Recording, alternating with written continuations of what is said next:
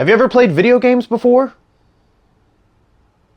Probably used one of these. Video game controllers are one of the few pieces of kit that people actually need to experience video games, and that's why there's so many different varieties of them. Today I thought it might be fun to go through some of my favorites, some of the more unique ones, and some of the worst controllers that I have. In my opinion, the video game controller was basically perfected on the PlayStation 1 and 2 with the DualShock. Its design has been iterated on countless times, but its basic layout is still mirrored in many controllers that are used today. In my opinion, the video game controller basically peaked with the Xbox 360. This is a later revision of the controller where the D-pad is actually adjustable. It can stick out more for menuing, or you can turn it in and it'll turn better for fighting games. I think many people would argue that the GameCube controller is peak controller. It's extremely ergonomical, it feels great to hold. This is the Wavebird variation, the wireless one that even today is a little hard to get your hands on, and Jamie's hot take of the day is, I'm not big on the GameCube controller, if I'm honest. It feels wonderful to hold, don't misunderstand, but I'm not a fan personally of the octagon design for the thumbsticks, and it drives me insane that there's only one bumper. Why would they only put one bumper on this thing? My favorite controller, though, is this. This is the Lunar White Xbox One controller. It was a limited edition release that's main feature was textured grips on the back. This was one of the first controllers for the Xbox line that introduced this kind of nano texture that they're so well known for nowadays. On top of that, it's a beautiful piece of kit, subtle in its design with nice accents, and I played this thing until it basically didn't work anymore. Some of the more unique controllers that I own include this PlayStation 4 Kingdom Hearts 3 limited edition controller, which has a very subtle design on the touchpad here. It's a little hard to catch on camera, but it's also got some Kingdom Hearts symbols on the D-pad, which I really like. Most recently, I got this, the Astrobot-themed DualSense controller from my PlayStation 5. My parents got this for me for Christmas. I don't know where they got it. I wanted it, and it sold out immediately. I don't know how they got their hands on it. But it's such a cute controller. For those of you who've played the game, you know that the controller is actually Astrobot's ship, and the only downside to this particular controller is that the eyes don't blink. I wish they would have invested in some LEDs behind the panel. That would have made it ridiculous. This was the original Steam controller. It was very experimental with multiple touch pads and a single joystick instead of a more traditional layout. It's designed to work better for computer games on a distance for big picture mode on Steam, and it was a complete and utter failure. It did, however, lead the way for the Steam Deck's dual touchpad design and a couple of other features, so it's not to be completely dismissed. Other bizarre controllers I have include this Epic Mickey-themed nunchuck for the Wii. It's themed after his paintbrush from the game, and it's not wholly uncomfortable to use. Though it is worth saying they made another nunchuck accessory for Epic Mickey 2 that I also own, though for love nor money I can't find it anywhere, and it's terrible. One of the worst controllers I've ever held. And finally, this is the Pokeball Plus, an accessory that was designed to work with both Pokemon Go and the Let's Go series when they launched. It actually operates as a full controller that you can use in that game. I love Bluey. Calling it simply a children's show is doing it a great disservice. It is as much for the adults who are watching it with their kids as the kids themselves. For a time here in the States, Bluey was streaming exclusively on Disney+, but we now have everything available on DVD as well, including the censored Australian episodes from Season 1 and 2. A couple of months back, Bluey also got its first video game called Bluey, the Video Game. I sat down and played the entire thing in 2 hours and 100%ed it, and I'll be brutally honest with you, it was kind of terrible. But we'll probably stream it at some point anyway. I've also been gifted a couple of Bluey books, including Camping and Bob Bilby, both of which are based on episodes from the show. At some point I may take a deep dive into Bluey, specifically the final episode of Season 3, The Sign, which is truly a masterpiece. Recently, the show's creator and showrunner Joe Brum announced that he would be stepping away from the series to focus on other projects, as he intended The Sign to be the finale of the franchise. Knowing Disney and the show's popularity, I'm sure it's not going away anytime soon. That being acknowledged, please go watch the show. And also, I can't wait for the movie. Disney Villainous is a 2018 asymmetrical multiplayer card game designed by Prospero Hall, in which players take on the roles of various Disney villains to complete objectives. It was an instant hit among Disney and both board game fans and spawned a bunch of expansions, spin-offs, and variations. These include, but are not limited to, Marvel Villainous and Star Wars Villainous. In total, there have been 7 expansions to the original Disney Villainous release, excluding Introduction to Evil, which was a repackage of the first release with fewer villains. I'm sure they were losing too much money. I recently got the last one that I needed, so I wanted to show them off to you. Here's the base set and every expansion for the original Disney Villainous, including some Target exclusive variations, and the one expansion that only had one villain, Filled with Fright. Don't ask me why they did this one time. I don't know. The game pieces are beautiful as well, with subtle and sometimes eccentric designs relating to their respective villains in each of the expansions. I've also got all of the different villain decks color-coded so you can easily tell whose is whose. Each of the cards' art is beautiful as well. I think that's one of the most standout things about the game. It's worth mentioning too that Ravensburg just announced a new variation on Villainous called Unstoppable, which is supposed to be a more approachable, quicker pace variation of the game that's designed for more traditional board gamers to just pick up and play.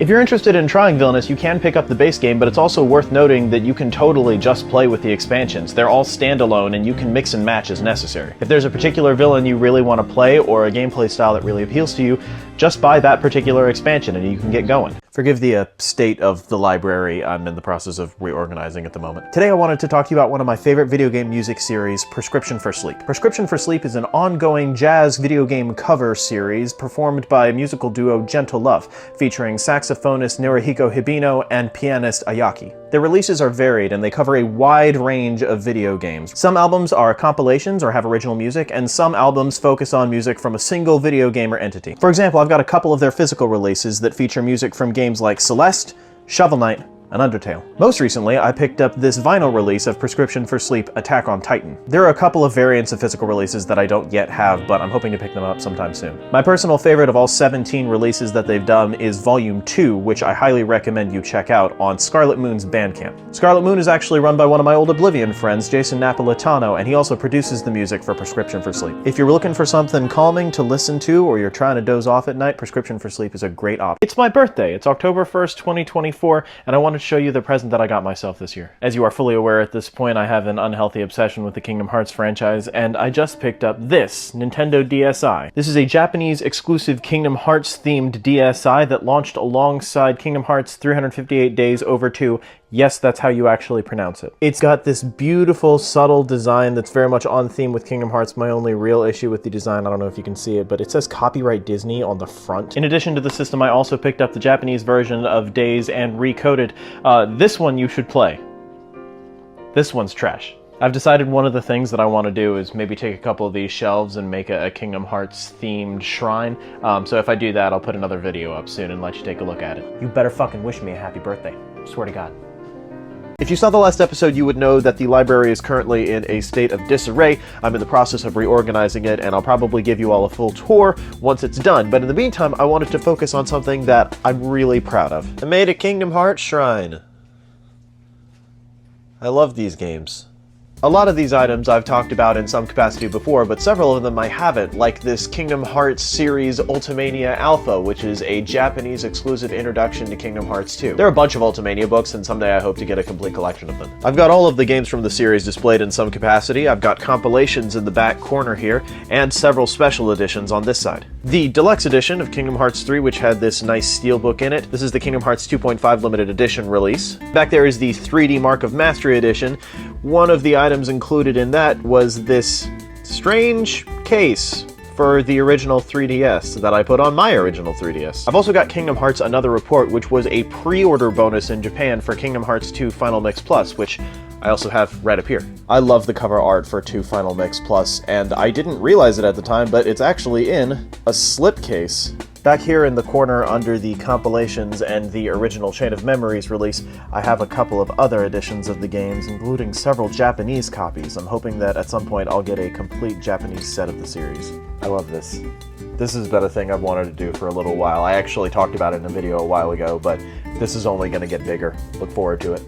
I live in central North Carolina, which happens to be where Limited Run Games is centralized. Now, there's some discourse online about whether or not their business model is beneficial to the community or not. I'm not here to debate that. What I will say is I'd rather give them money than someplace like GameStop, and I happen to live 15 minutes down the road from their locally owned shop. So, I'm going to talk about some of the games that I've picked up there recently. On PS5, I picked up Penny's Big Breakaway and Thumper. Penny's Big Breakaway is a movement-based 3D platformer not wholly dissimilar to Mario Odyssey in execution, and Thumper is a horror rhythm game that's really interesting. I also got this limited edition of the Bit Trip, which has all of the original Bit Trip games on it. I've actually been looking for this particular collection for a while now, and they happen to have it in stock. I was very happy. Connor got me both releases of Windjammers on PS4, which I'm super excited to play with my friends. And last time my friends and I were in the shop, we picked up a couple of retro games for us to play whenever we feel like it. We got a complete in-box copy of Mario Tennis, and also Raving Rabbids 2. Catherine's really excited about that one.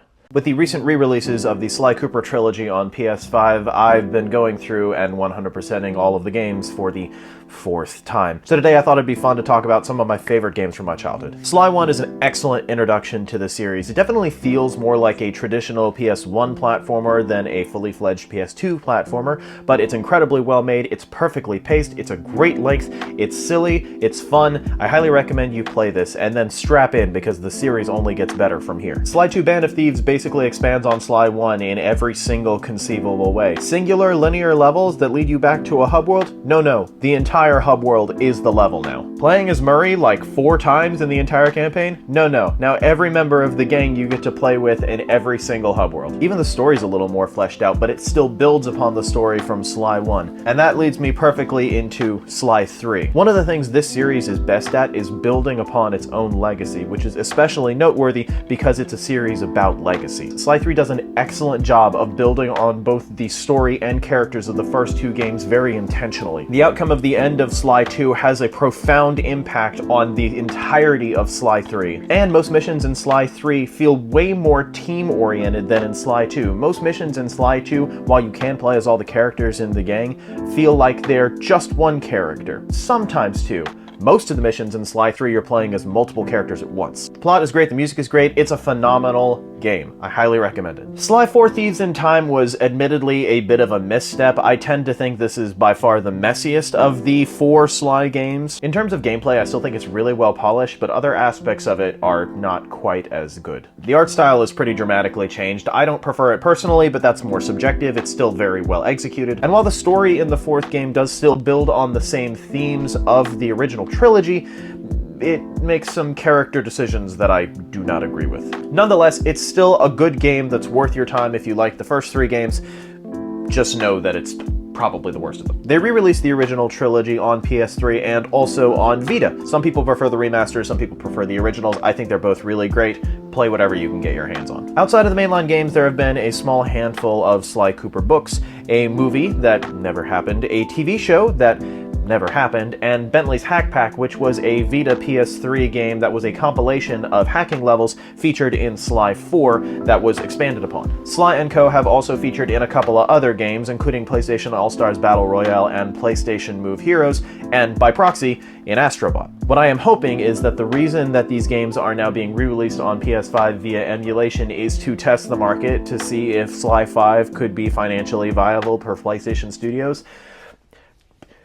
It is! Give me the damn game! I don't normally use Jamie's library as an excuse to soapbox, but I hope you'll indulge me just this one time.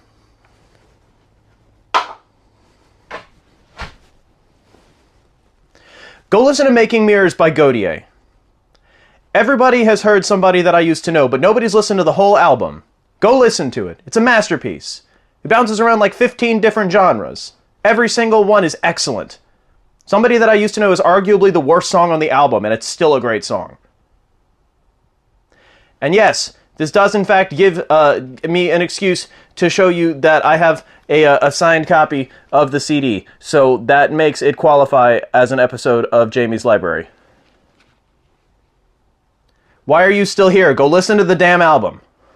I've been replaying Tomodachi Life recently. Tomodachi Life is a 2014 3DS game, although I use that term in the loosest of ways. Conceptually, it's a life simulator, I guess technically, but really what it is just bizarre. In Tomodachi Life, you turn all of your real-life friends, other characters, people you don't know, heck, anything at all, into Miis, drop them onto an island, and watch the insanity ensue. They'll get hungry, play games, fall in love with each other, you know, the usual stuff. It's definitely a fun experience if you can get your hands on it. It's kind of expensive nowadays. Fun fact, I was, to my knowledge, the only person in my hometown that had Tomodachi Life on pre-order. I remember very distinctly going into GameStop in 2014 and the very nice dude at the counter telling me, oh yeah, that was the only one we had on pre-order. I was wondering who was gonna pick that up. Now, of course, since I've been replaying it again, all of my friends are starting to replay it too. I can't wait to share all my weird island stuff with them. I was thinking recently about doing an episode all about my collection holy grails, things for the library that I'll probably never get for whatever reason. And I may still do that video, but I had to put it off because I got one of my holy grails today, and I can't wait to show it to you. In this box is a deluxe edition of an album that I didn't think I was ever going to be able to get. I love Nurture by Porter Robinson. You know, if I hadn't made that abundantly clear by this, or this, or this. I'm so happy to have gotten this. I was afraid I was never going to be able to get it. It's not that it was impossible to get initially. It was in stock for years and years after Nurture came out. But when Porter Robinson released Smile last year, this disappeared from the website and it was gone for many months. I immediately regretted not getting it. So when it randomly came back in stock on a Thursday night like a week ago, I jumped on it. Inside the box is Nurture on vinyl. Hi, can see you in the reflection. With a different cover than the original CD release. There's also a Nurture art book that features various and sundry shots that were used for the album in different capacities. It also has vinyls for the singles of the album, including Something Comforting, Musician, and Unfold. Fun fact, these are actually different covers than what are featured on the regular vinyls if you purchase them. And finally, it has this nice vinyl print, or perhaps it's a sticker? I can't actually tell, but it's just a nice little thing at the bottom of the box. There's a genuinely solid argument to be made that this is my favorite album of all time. Worth every penny. My first video game console was the Game Boy Advance. Not this specific model. I actually had a beautiful indigo model that died many years ago. I was probably about 9 when I got it. It was a Christmas gift from my cousins to me. It had the console itself as well as 3 games, 2 of which I've kept, one of which I just bought a new copy of. We started strong with Pokemon Ruby. I adore 3rd gen Pokemon. It's my favorite of the series. I don't think it's the best of the series, but 3rd gen holds a special place in my heart, and Ruby was the first one I played. I remember so distinctly watching my cousin play it when I was very, very young and just being mesmerized by the concept of all the little creatures. The second game was Sonic Advance, which I maintain is one of the best Sonic trilogies that exists. It's finely tuned, imaginative, and the music is fantastic. It harks back to the classic Genesis games while modernizing them and throwing in some really fun gameplay mechanics. If you've not played the Sonic Advance trilogy, all 3 of them are excellent. My hot take personally is that Sonic Advance 2 is actually the weakest of the 3, and I think most people disagree with me on that front. And this was the 3rd game. Spirit, Stallion of the Cimarron. Cinnamon Roll. Spirit was a horse franchise that existed in the mid-2000s. That was very popular for a while. This game is terrible, and it actually wasn't strictly my cousins who gave me the other games. It was his sister's, and she was very upset when I got this at my Christmas gift, because I don't think she knew. I was really excited to pick a copy of this, though. I'm pretty sure these are both the original copies that I got when I was 9, but I got rid of this a long time ago because, again, it's a terrible game. But now that I'm working on building my collection up, it felt wrong to not have all 3 games together. I know I've been gone for a little bit. It's been a very tumultuous couple of weeks, but that doesn't mean I haven't still been adding things to the library, and I'm going to show you some of the pickups I've made over the last 2 months now. Starting with some classics, Bo was kind enough to give me the 2nd, 3rd, and 4th Myst game. I had the first one, but I didn't have these 3, so these are exciting pickups. I also got the Super Mario RPG remake that came out a couple of years ago. Hadn't played Mario RPG, now having gone through it, I could say definitely of its time, but definitely worth attention. I also just got this pre-order for Grease I put in a while ago, specifically the deluxe edition that comes with an art book, a CD, a couple other small things. This one's been recommended to me by several friends, so I'm excited to try this one out. For PS5, I picked up Homebody and Go Mecha Ball, both of which I knew about from people I follow on the internet, so I'm excited to put some time into these as well. Outside of games, I picked up the first 3 Pokemon movies on Blu-ray a little while ago because my friends and I had a mighty need to watch them. I also picked up the Japanese release of Porter Robinson's Nurture because I found out there's an extra song on it that I didn't know about. And finally, to further feed into my friend group's collective Balatro edition, I picked up the playing cards that they released that came with this oversized Joker card too. I'll also mention, even though this isn't technically a pickup from this month, I did manage to score a Switch 2 pre-order, and frankly, I call that a win. Shantae is a 2D platformer developed by WayForward, originally released in 2002 for the Game Boy Color. Since then, it's had 4 sequels: Risky's Revenge, The Pirate's Curse, Half Genie Hero, and The Seven Sirens. While Risky's Revenge did in fact act as the first official sequel for the game, it wasn't the first one planned. Back in 2002, development started on Risky Revolution, which was to be the next entry in the Shantae series for the Game Boy Advance. However, WayForward had a hard time finding a publisher for it, and not wanting to compromise the project, stopped development in 2004. But guess what?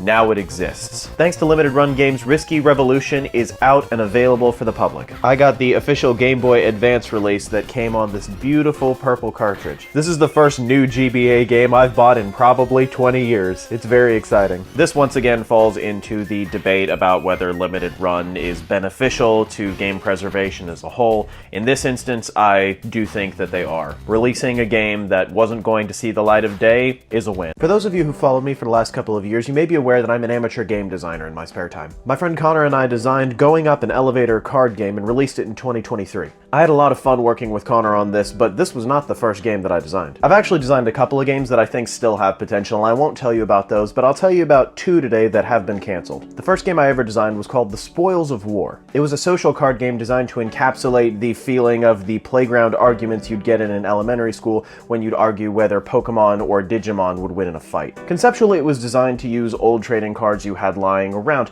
You would use them in certain formations, make alliances with other players, have different cards battle, and argue whether or not one side would win over the other, use ability cards, etc., etc. It went through a couple of playtest sessions, but it didn't get particularly far. Eventually, I adapted it to use Cards Against Humanity cards instead, which I recognize sounds like a huge jump, but the social discussion about whether one side would win in a fight or not just became, okay, which of our answers that we made together was more ridiculous or more accurate. Development stopped after 2016. I think there are aspects of that game that are engaging and interesting, but not enough to make it a full-blown product. The second game I worked on I made with my friend Shanna, and it was a take on Jenga, but a little wilder. It was kind of a reverse Jenga, if you will. Instead of starting with a tower that you had to pull pieces from and then put on top, you started with a bunch of pieces in your inventory, you rolled a die, you had to decide which pieces you would put onto an established building or tower or whatever the players came up with without knocking it down. Things got interesting when the other rules were implemented. You have different pieces of different colors and they couldn't be touching.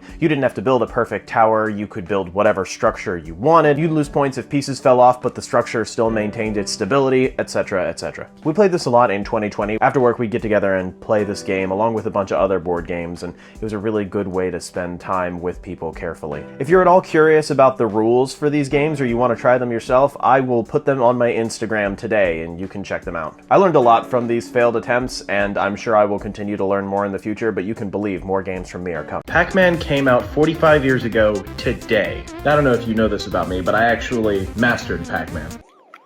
No, oh, oh!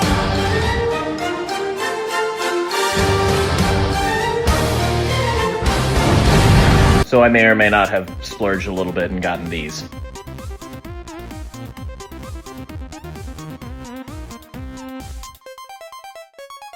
Look, I'm only human. Sometimes marketing works on me too. I also just picked up Pac-Man Museum so I can try out a bunch of other Pac-Man games. Happy birthday, Pac-Man. You changed gaming forever.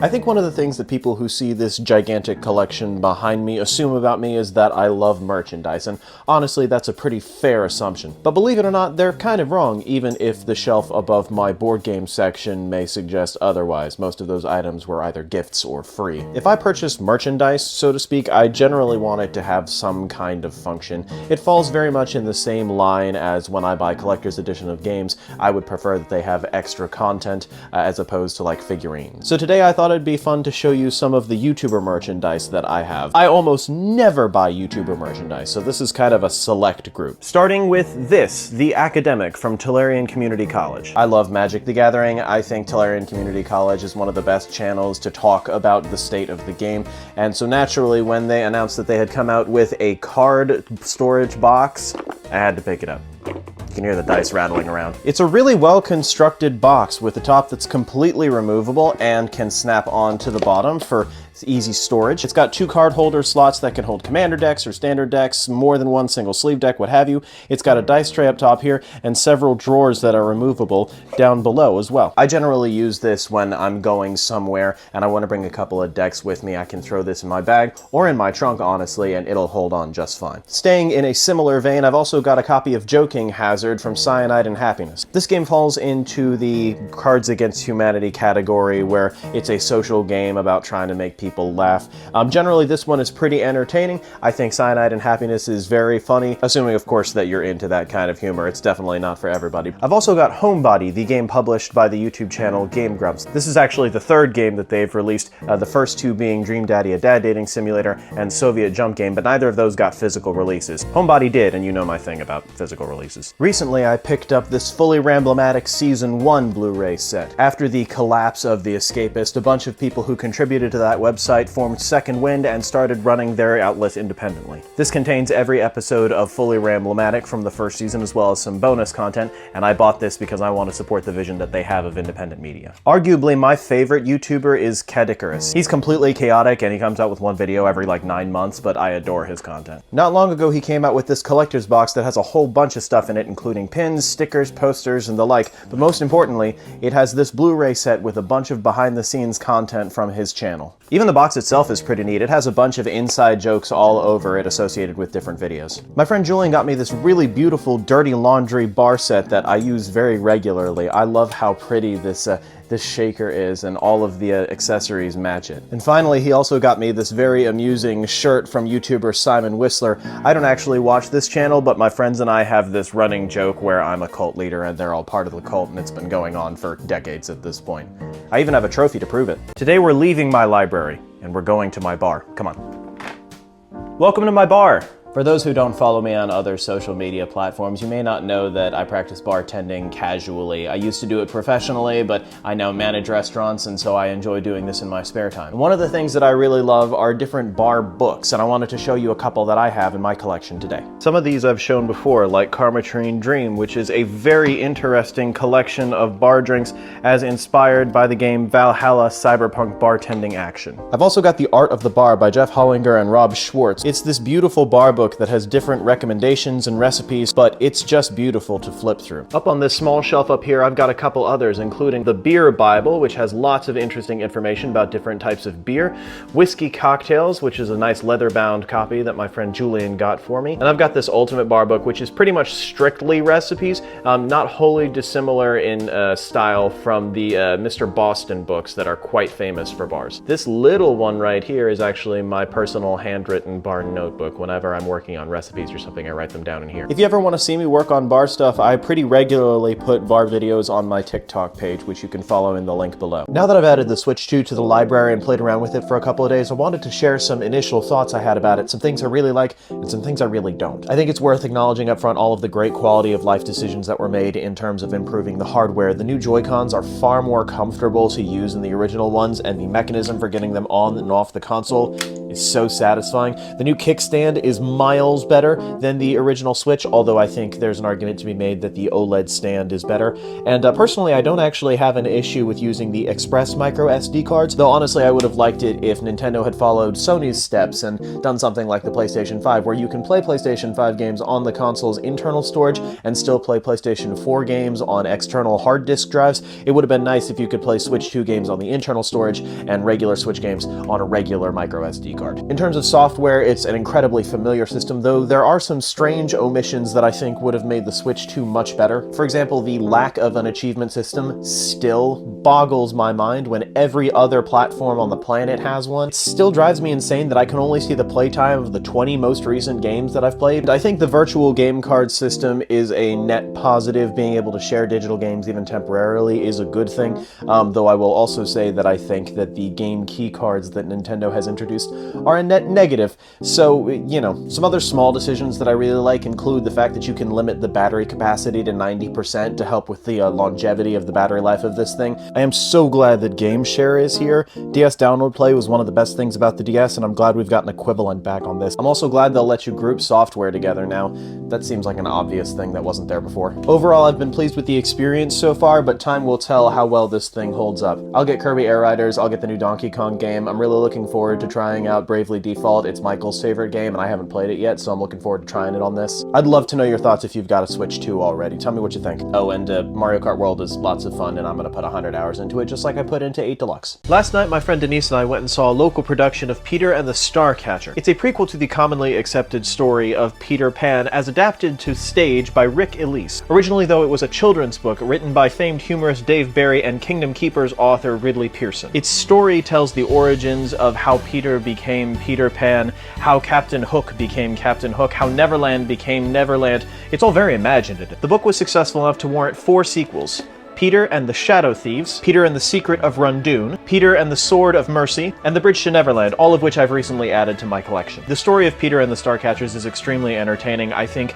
this is one of those books that parents with young children will really enjoy sharing with them. And while admittedly the stage production has surprisingly little to do with the original book, it's still a hilarious time. I highly recommend you go and see it if you have the chance. It's been a very busy couple of months, what with the lead up and launch of the Switch 2, but that doesn't mean I haven't been adding other things to the library in the meantime, and today I'm going to show you a couple of things that I have added. After playing through the reboot of God of War, I picked up Ragnarok and played through that as well. Gotta tell you, they're fantastic. They deserve every little bit of hype that they got. I think there are some aspects of the first game that I like more than Ragnarok, but as a whole, both of them are excellent. I also picked up Mega Man Battle Network Legacy Collection to relive some of my childhood, and Secret of Mana, which I've never played before, but I'm going to for a project. I also picked up Turnip Boy Commits Tax Evasion and played through it a couple of times, once by myself and once with my friends. This game is incredibly charming. It's a fun Zelda-inspired little adventure game, and I cannot wait to play Turnip Boy Robs a Bank. I also picked up a copy of Beautiful Katamari at a con I was at not long ago. I love Katamari. I'm hoping I enjoy this one too.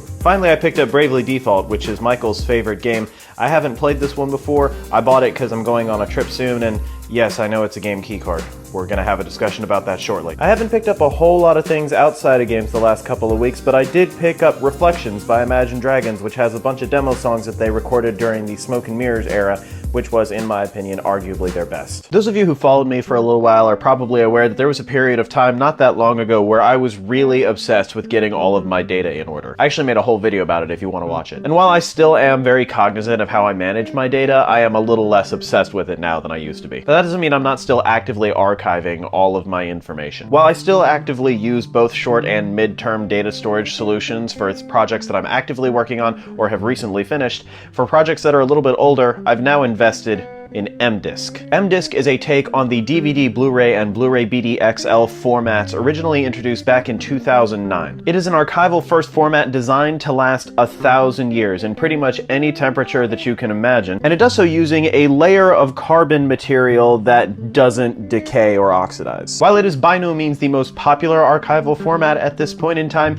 the barrier for entry for MDisk is considerably lower than something like LTO. While the cost to gigabyte ratio on this is exorbitantly more than something like tape storage, the actual hardware needed to run these discs and write these discs is so much cheaper it's not even comparable. Currently I'm working on moving all of my projects from more than 2 years ago over to MDisk, and eventually I plan to back up the entirety of the library onto MDisk too in case any of these discs fail or get stolen or whatever over the next couple of years. I don't remember exactly when I started getting into Magic the Gathering. I knew I was initially introduced to it in 2006, 7, 8 with the Eventide Sidestep deck, which I actually still have a copy of. But I really fell in love with Magic back in 2019 when Ravnica Allegiance was first introduced. In fact, this deck, the Domri City Smasher Planeswalker deck, was the deck that I first picked up to really learn how to play the game again. It's a pretty standard red-green deck that has a focus on pulling creatures out, making them strong, and then running them through as fast as you can. There's basically no reason for me to play with this deck at this point in my life, but I did think it would be fun to share with you some of the little intricacies and decisions that I made with this that kind of don't make any sense and were clearly just built towards the meta that my friends and I were playing. Not wholly dissimilar, of course, to how I was playing Pokemon back in college in like 2015. In spending more time with Magic, I'm now a filthy is-it player, which I know everybody hates, but sorry, red-blue is a lot of fun, and if you don't believe that I'm fully into that, feel free to watch this other video about how I built one of my favorite decks of all time and then realized I was playing it wrong for years. Back when I was still running my original video game website, the Oblivion Studios, I had the absolute pleasure of presenting several panels at my original favorite convention, Animazement. From 2014 to 2016, my friend Connor and I, as well as a bunch of my other friends, hosted a myriad of panels, including ones that focused on bizarre Japanese video games and audience-driven Mario Party games. Some of these weird games included Tulip, which is a strange love-adventure game in which your main character tries very hard to kiss a girl, and Katamari Damacy, which is considerably more famous and I've long since fallen in love with. Have you ever wanted to be a very small man rolling up the entire universe?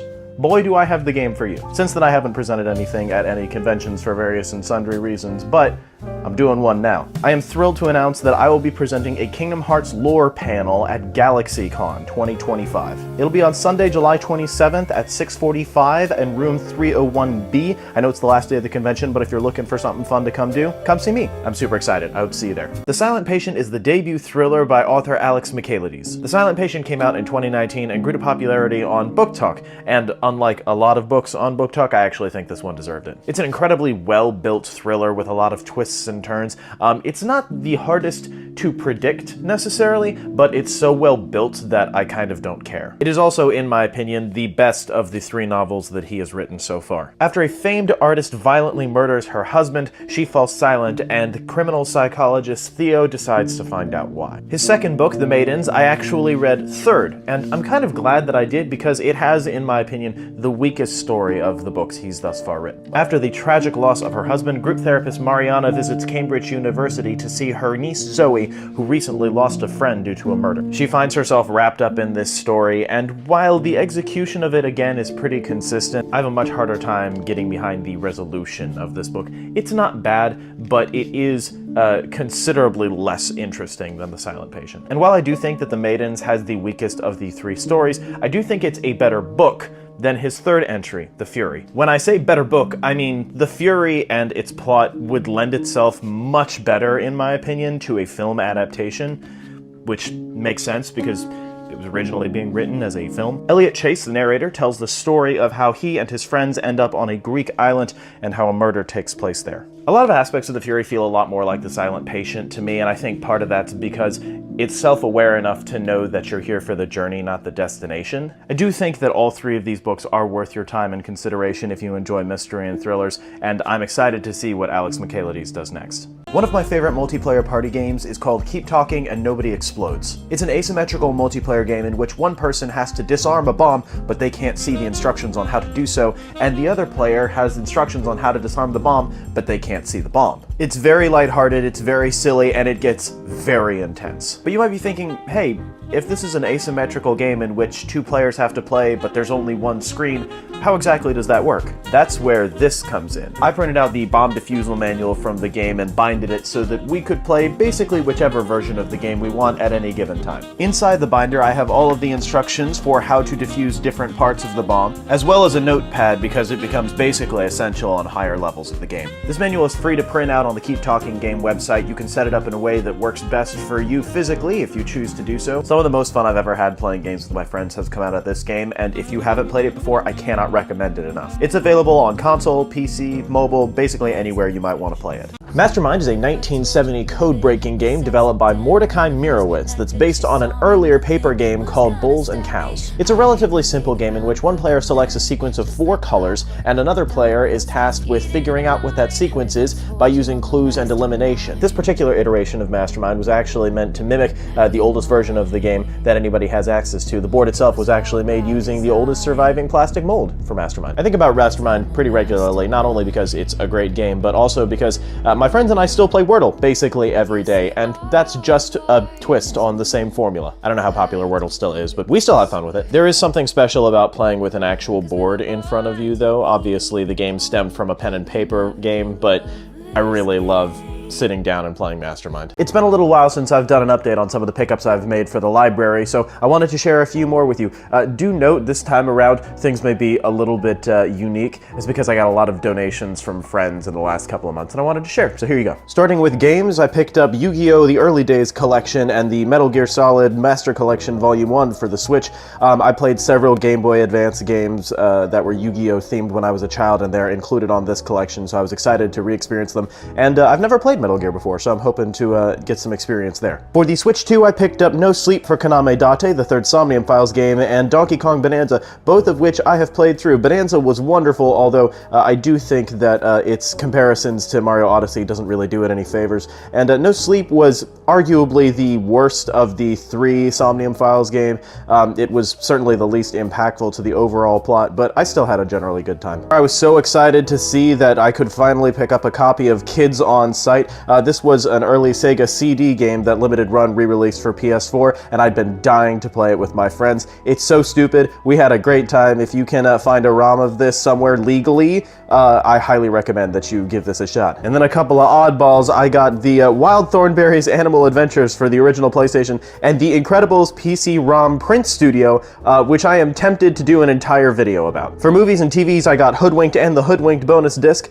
This movie is the best 5 out of 10 movie of all time. I really enjoy it. It's completely understandable why it flopped, but it's a grand old time. Not long ago, I watched the most recent Blue's Clues movie, which was a pretty entertaining time, certainly full of nostalgia. So I was excited that I got a copy of the first Blue's Clues movie, Blue's Big Musical Movie. Finally, I got this beautiful Abbott and Costello collection on DVD. Abbott and Costello, wildly influential comedians from almost a century ago. I can't wait to go through this. I got several board games as well, including The Fox in the Forest and For the Girls, which all of my friends are absurdly excited to play. I also got Rorschach and A Wealth of Murder, as well as the Princess Bride adventure book game. Finally, I got copies of What Remains by Wendy Walker and Stardust by Neil Gaiman. I recently picked up this little device. It's called the Epilogue Game Boy Operator, and it's a pretty simple little device. It interfaces with PC software, and it rips GBA files directly from cartridges, so you can back them up or play them through emulation. It's also capable of checking to see whether or not games are official cartridges, which is pretty cool, and it seems to be pretty accurate. So here, for example, I have my childhood version of Pokemon Sapphire, and if I put it in, it takes it a second, and then it pops up. Official cartridge, when it was released. Pretty simple. You may recall, however, that a couple of weeks back I got a copy of Shantae Advance, which was previously unreleased, now officially released by Limited Run Games. And clearly they did a Game Boy Advance cartridge release of it, so I was curious to see what would happen if I put this in the Game Boy Operator.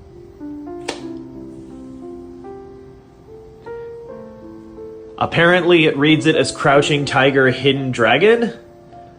Obviously it sees that it's not an official cartridge and that it was made to be rewritable, but why does it see it as Crouching Tiger, Hidden Dragon? Even more interesting, when I told Playback, the software that handles the interfacing with the GB operator, to play the game through its own built-in emulator, it couldn't. And I'm not quite sure what that means. I've been unsuccessful in backing it up too, so... Wait, it just read it properly this time. Let's see what happens.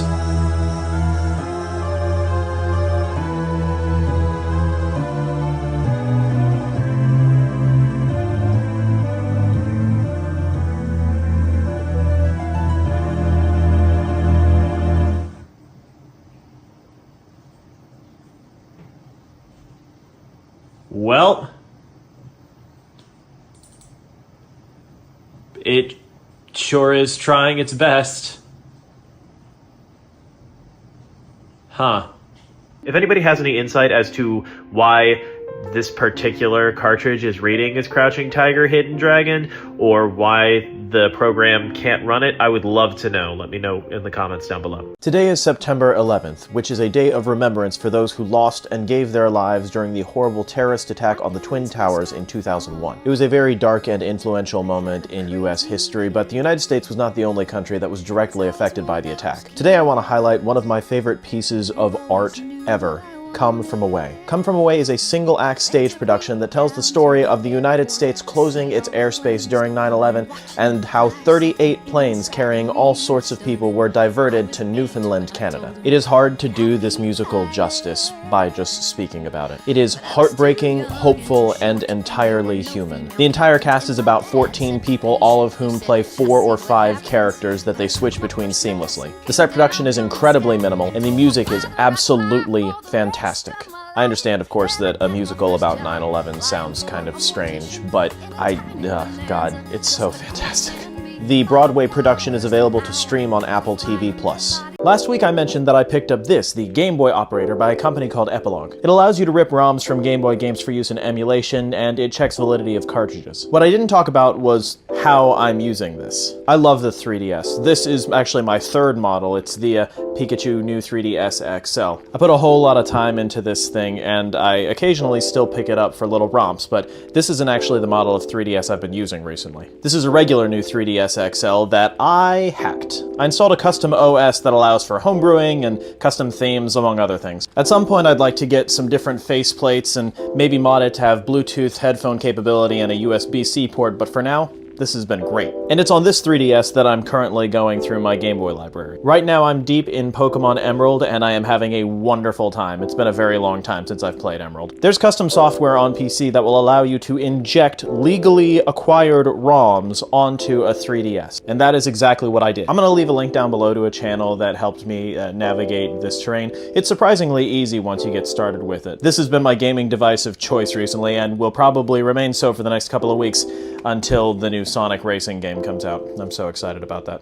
I went and saw the 10-year celebration of Hamilton in theaters with some friends recently, and I had a great time, but it got me thinking about the history of the show and its impact not only on culture, but on individuals. I think a lot of the songs from the show have been praised and memed on, rightfully so, and I think one of the songs that's not discussed as much in contemporary zeitgeist is It's Quiet Uptown. It's a challenging song about grieving the loss of a child and reconciliation through impossible odds. Watching the show again, I was surprised at how much It's Quiet Uptown hit me, not only because it's an engaging song and well placed in the musical, but because I know the stories behind it. In Hamilton the Revolution, Jeremy McCarter talks about how Lynn struggled to write this song because he himself had not gone through an experience like this, and how he realizes that his inability to put this into words was what made the song come to be. What I want to talk about more specifically, though, is there's a passage in this book that discusses how It's Quiet Uptown had a profound impact on Oscar Eustis, who was the director of the Public Theater where Hamilton was being produced,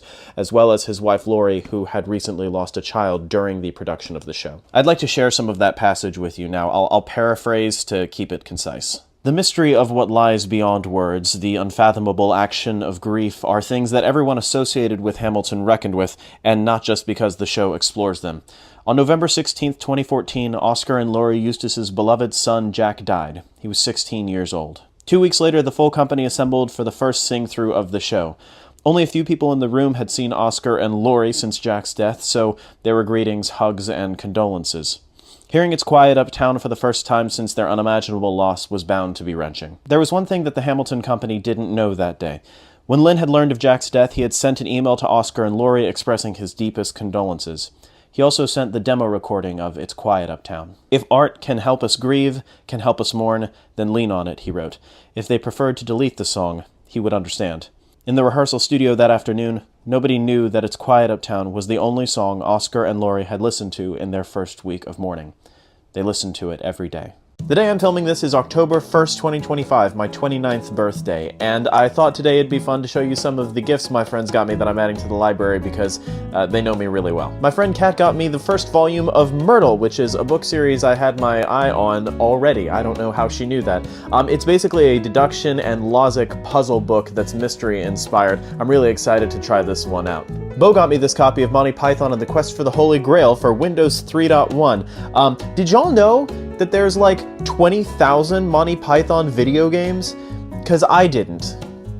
And now I have to figure all of that out and explore all of them. I also want to give a shout out to my father, who heard me mention that I wanted this in a comic book shop in New Hampshire and remembered and managed to get it. If y'all followed me for any length of time, you know that I am a huge fan of Telltale's The Wolf Among Us. Well, that game is based on a series of graphic novels that started in 2002 called Fables, and my dad got me the Compendium Collection. These are no joke comic books. I'm already a couple hundred pages into the first Compendium set, and it's excellent. It's gritty and political and smart, and the art is wonderful.